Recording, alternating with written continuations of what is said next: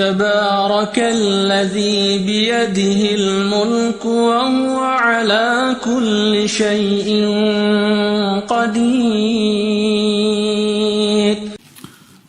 Kemudian teman-teman sekalian, kiamat ini sudah terlalu banyak tanda-tandanya. Dan memang Nabi SAW menjelaskan akan terjadi tanda-tanda. Ulama membagi ada tanda-tanda kecil, ada tanda-tanda besar. Tanda-tanda kecil ada yang sudah terjadi, ada yang sedang terjadi, ada yang belum terjadi. Tanda-tanda kiamat besar belum terjadi semuanya. Ya. Tapi ini semua teman-teman akan pasti terjadi sebelum terjadinya kiamat yang besar. Ya. Tanda-tanda kiamat kecil yang sudah terjadi adalah sabda Nabi SAW, hitunglah kiamat itu termasuk lahirnya aku, diutusnya aku, dan meninggalnya aku. Tiga-tiga sudah terjadi. Nabi SAW sudah lahir, sudah diutus, dan sudah meninggal dunia. Kemudian beliau sebutkan juga termasuk tersebarnya taun amwas, ya, virus taun, yang ini terjadi di zaman Umar bin Khattab radhiyallahu anhu, yang banyak sahabat juga terbunuh dengan virus ini, gitu kan? Dibebaskannya Palestina di zaman Umar bin Khattab juga terjadi. Ya. Ini semua sudah terjadi tanda-tanda kiamat ini. Jadi cukup banyak yang sudah terjadi.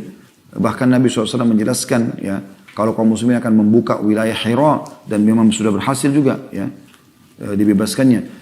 Islam akan membebaskan Konstantinia atau Konstantinopel, Turki, Istanbul, ya. Itu juga sudah terjadi di tahun 1439 Masehi di zaman Sultan Muhammad Fatih, Muhammad Murad Al-Fatih rahimahumullah. Sudah terjadi gitu. Jadi banyak sudah terjadi, ya. Tentu ada juga yang lain, saya tidak jelaskan semuanya karena cukup panjang bahasan, tidak mungkin dalam sejam. Anda bisa kembali ke kajian kami tentang hari kiamat, cukup banyak, di antaranya bedah buku Minhajul Muslim, ya, di bab tentang beriman kepada hari kemudian.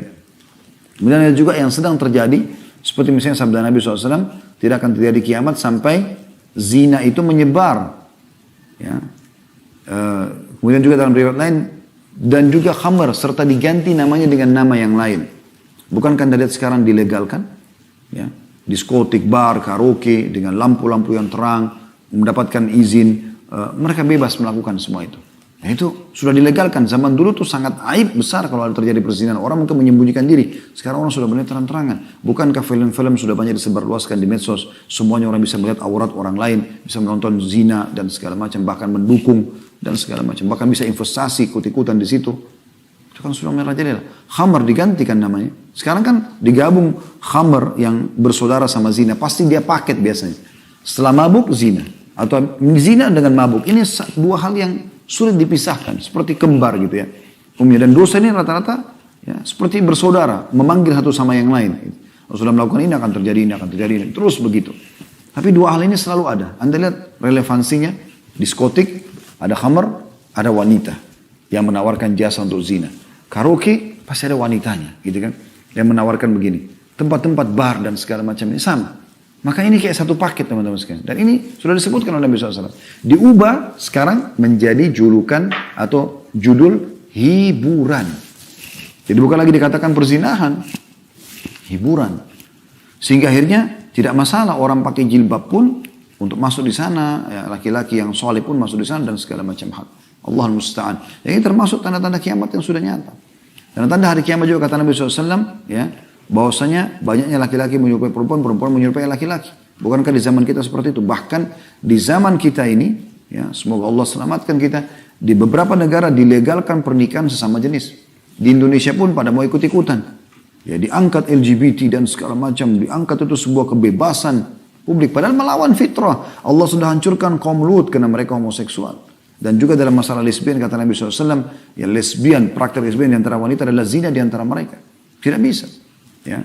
Kalau zina antara laki-laki sama perempuan dosa besar, ya, itu hukumnya kalau belum nikah kepergok, dicambuk 100 kali, diasingkan setahun.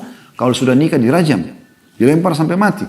Tapi kalau orang homoseksual, ini beda hukumannya. Kata Abdullah bin Umar atau Abdullah bin Abbas, kalau pelaku ini sodomi atau homoseksual ini, kalau kepergok dan ketahuan, dia dicari tempat tertinggi di sebuah kota itu, lalu didorong dari atas. Kemudian dilempar, dirajam dengan batu dari bawah. Sudah nikah atau belum nikah? Kalau zina, rajamin nanti kalau sudah nikah. Tapi ini tidak. Karena beratnya hukuman terhadap hal-hal tersebut. Tapi subhanallah, sekarang sudah dianggap seperti yang biasa. Bahkan sudah biasa orang, dianggap biasa sekali orang itu pacaran, pinggir jalan, pegang-pegangan, bukan halal suami istri, ciuman. Bahkan mereka berzina, ya, di tempat-tempat umum, di kebun-kebun dan segala macam. Dan lebih parah kadang-kadang melakukannya di kuburan. tempat yang harus dijadikan sebagai ibrah. Peringatan kata Nabi SAW, ziarahilah kubur karena mengingatkan hari akhirat. Mereka malah melakukan kemaksiatan di tempat-tempat haram seperti ini. Atau tempat-tempat yang harusnya dimuliakan, maka mereka lakukan perbuatan haram di situ. Ini semua termasuk tanda-tanda kiamat. Ya. Dan ada beberapa yang lain tentunya. Juga ada tanda-tanda kiamat yang kecil yang belum terlihat. Seperti kata Nabi SAW, tidak akan terjadi kiamat sampai kalian melihat dari sungai Furat keluar gunung emas. Walaupun sudah ada tanda-tanda yang terlihat di sebagian informasi yang ada di zaman kita sekarang. Juga termasuk yang belum terjadi adalah kembalinya Jazirah Arab.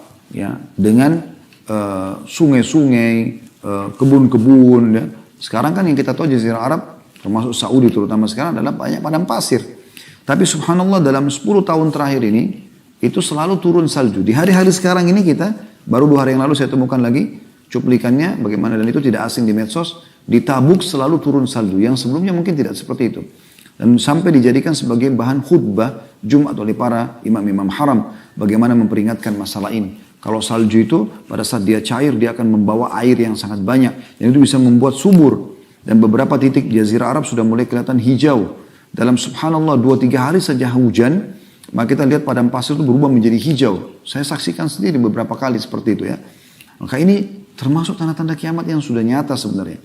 Termasuk ada malhamah kubra. Atau peperangan terjadi antara umat Islam dengan Bani Asfar, ya orang-orang non-Muslim, ya, dan pada saat itulah terakhir tanda-tanda hari kiamat karena di penutupan hadis tanda-tanda kiamat kecil maksudnya. Kata Nabi SAW pada saat Muslimin sudah sampai ke Rum. Rum ini Allahu alam di mana posisinya, tapi kata Nabi SAW pasukan Muslim akan sampai ke Rum. Dan pada saat itu iblis akan berubah menjadi manusia lalu mengatakan kepada kaum muslimin kalau Dajjal telah keluar di tengah-tengah kalian. Maka pada saat itu umat Islam umumnya sudah tahu itu tanda-tanda kiamat besar. Kalau Dajjal keluar, mereka pun bubar, mereka kembali kepada atau ke kota-kota dan negara mereka masing-masing. Pada saat mereka kembali ternyata mereka baru sadar itu berita bohong. Dan di saat itulah betul Dajjal akan keluar kata Nabi SAW. Maka keluarlah tanda-tanda kiamat besar.